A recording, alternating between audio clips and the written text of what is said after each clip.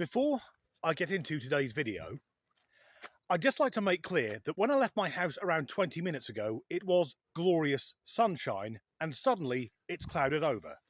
So now I'm one of those wankers walking around on an overcast day wearing sunglasses. That being said, these are prescription sunglasses, so at least I can see people calling me a wanker from further away. I'll take them off shortly.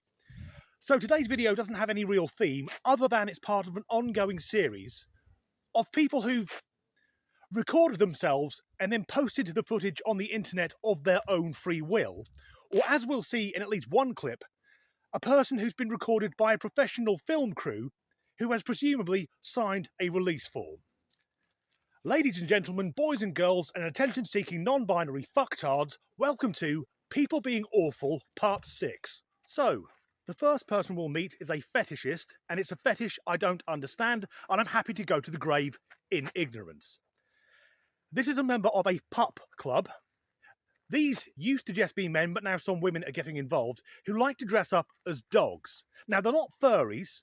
I think the jury's out on which club is madder than the other. They like to dress as dogs and get walked around on leads. And I guess 5 or 6 years ago, they started turning up at Pride events. Now, I'm a straight guy, but I support members of the LGBT community because no one gets to pick their sexuality. But lately, Pride events have been flooded with perverts and fetishes. And I think our first guest is probably one of them. I like to feel comfortable in my skin, so I just wear whatever I want. Okay. And especially during big events, I like to just dress how I feel. Okay. And so I like to feel comfortable in my skin, so I just wear whatever I want. So I think we can all agree that's a strong start. Now, most members of pup clubs wear false noses to make them look more like dogs. That guy is wearing a muzzle. Who is he afraid he's going to bite or savage? Have you got rabies or something, mate? I'm fairly certain we've eradicated that. And he just wants to feel comfortable. Yet the lack of self-awareness that goes with that statement, because I guarantee no one around him feels comfortable. No one has ever sat next to that fucker on the bus. If he's got a job, I guarantee once his colleagues find out what he does at the weekends, none of them will ever speak to him again. Alarmingly, he is the sanest of the people we'll see today. Next up, we have a woman explaining that her weight does not affect her health. People like to say, aren't you concerned for your health? As a fat person, aren't you concerned? Yeah, I'm concerned about my health, but it has nothing to do with that. It has things to do with the environment that I live in. Social determinants of health. It has to do with the oppression that I feel. Not having access to good medical care, or food, or shelter. That affects my health, not my body size. The whole body positivity thing is absolute bullshit. The notion that all bodies are healthy and beautiful, or rather at least all female bodies are healthy and beautiful, us men, we're still just tubby bastards. And if you are morbidly obese and you're happy, you go for it. The issue is with that woman, she's trying to convince the rest of the world, including herself I suspect, that her weight has got nothing to do with her health. She starts off talking about the oppression she suffers. Love, you are an American white woman. How tough have you fucking had it? And access to healthcare. Now, I'm no expert on the American system, but doesn't it work out that if you have a half-decent job, you can afford half-decent healthcare? Now, in the UK, it's meant to be free healthcare for all, and I'm going to have a quick rant here, but that isn't the way it works in practice, because basically, if you are younger than pension age and have a job and you were born in this country, it's nigh on fucking impossible to see a GP. Then she talks about food and shelter.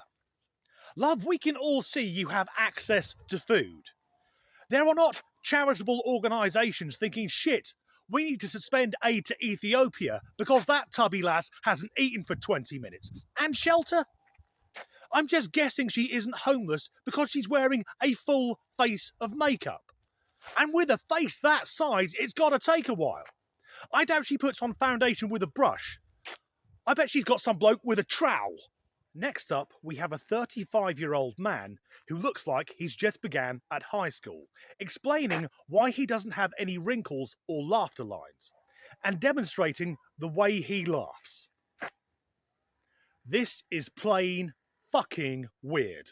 I'm 35, and many people ask me if I don't smile or laugh to prevent fine lines and wrinkles, and it's not true. I do laugh and I do smile. This is how I laugh without using Botox and for preventing fine lines and wrinkles.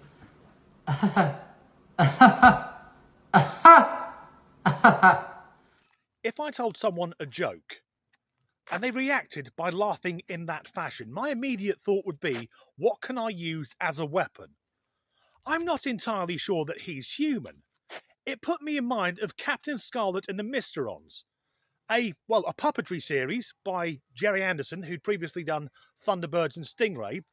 They were actually British shows. The Mysterons abducted Captain Scarlet to clone him, but then made him indestructible, which sort of fucked up every episode because nothing could happen to him. Has something similar happened there? Have the aliens turned up and cloned that young man and they didn't understand that humans age? So now they have to explain why it is 20 years later he hasn't got any older. That's ridiculous. The idea that aliens would be cloning humans. If you got the joke as to why I had my little finger up like that, it's because there was a 1960s American sci-fi series called The Invaders that was repeated in the UK in the 1980s. So if you knew that was what I was doing, fuck, you're old. We have 2 people left to go, and both of these are longer clips, beginning with, sadly, a British man explaining his rather unusual lifestyle choice. My name is Phil and I like to dress as a baby. I like to wear nappies. It's like a regressor. It's actually very comfortable. I just like to sit in them. I support Phil's lifestyle choice. I found out he liked to dress as a baby after being together for about a year. When I see him wearing his nappy, I kind of feel indifferent. I like to pee in them, but not the other stuff. It's just not me at the moment. Barbara doesn't like the nappy stuff really, and she won't change the dirty ones, but she will put a clean one on for me. My favourite thing about being Phil's mummy is caring for him. It's not dodgy. It's more of a lifestyle. Some people enjoy sports. Phil likes being a baby. For me, there's nothing dodgy about my age play. But the adult baby thing completely baffles me. Because we know the reason that babies act the way they do is their brains haven't developed, or their muscles, they have no coordination, they don't have motor skills. They soil themselves because they can't control their bladders or their bowels. That man looks to be around my age. I've got more fucking hair than he has. But he likes to sit in a cot, and the cot is hilarious because it's the size of a double bed. And he says that he pees in his nappies, but nothing else. Yes, mate, of course, if you were a grown man dressing up as a child, shitting yourself on purpose, well, that would be weird.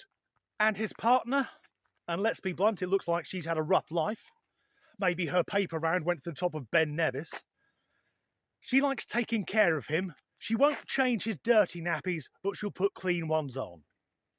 I think we all know there's more going on there than the cameras are being shown.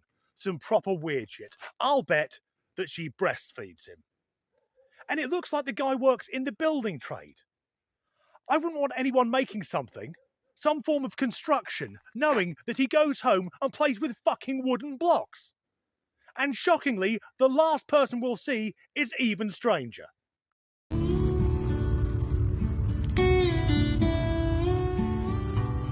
Summer has always been one of my favorite seasons. Grazing in a nearby meadow near the stream is one of my favorite pastimes. The euphoric nectar scent of the wildflower sends me into a whimsical haze. I love it. The world, the earth, is warm. I spend my days drifting away, wondering and exploring all of life's possibilities, curiosities, as well as possibilities.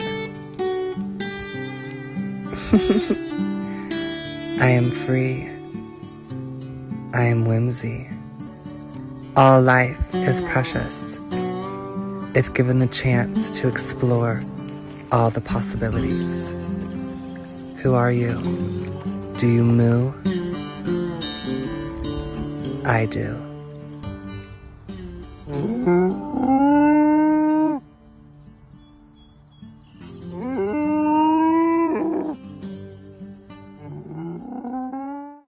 The first thing that came to mind when I saw that gentleman was the black and white Frisian makeup. Reminded me very, very slightly, just because it's black and white, of one of my favourite films that's just been remade. Starring Brandon Lee, it was The Crow. And I thought, did that guy just miss the R out of the title? So he's the cow. And he spends his time on all fours grazing, eating grass. Now, where I am now is a very green area. If he was coming here every day to carry out his extremely bizarre fetish, I would be encouraging everyone I know with a dog to bring their pets here to piss all over the grass, because that bastard needs to suffer. And maybe we've reached a new point in transvesticism, because we know of transvestites, as they used to be called. Now they insist on being called trans women, but cross-dressing men, fetishists who get off by essentially trying to look like women, but most of the time just mocking anything to do with femininity. They're easy to spot. They wear massive false breasts that look overly comedic. Their clothes always look like they've come from a sex shop, and they wear wigs that Dolly Parton would say were over the top. But it struck me, our cow friend couldn't leave his udders alone. Is this a new fetish? Is he obsessed with having cow tits? But I have to say, the moo at the end, that was quite convincing. I'm hoping it gets more convincing, because then maybe he'll wander into a field and at some point a farmer will put a bolt through his head. That's the end of this video. If you enjoyed it, please do like and subscribe if you haven't already. And as ever, thanks for watching. Before I get into this video, I should stress that as I was leaving the house, there was glorious sun. And now the sun's going to come out and make me look like a fucking liar. With a fetish, which I don't understand. Gary Anderson, who had also made Stingray and Thunderbirds. But to make Captain Scarlet fuck that up. Like being indestructible was the least realistic thing in any Gary Anderson animation, as it were. Anyone remember Stingray? That was a submarine with massive windows. There wasn't a bulkhead in sight, and it had a fucking dance floor. But it also had Marina, who I think she was a bit of a crush of mine as a kid. A beautiful, exotic woman who couldn't speak. You got that reference to the little finger. Sorry, I'm imagining there's someone at home now going, uh-huh. So that man is pretending to be a cow. In fact, he's not even being a bull. He's being a cow. That's a furry transvestite. Fuck it. Said the moo was quite convincing. To the point that I hope he fucked that up. The moo was convincing. I fucking wasn't.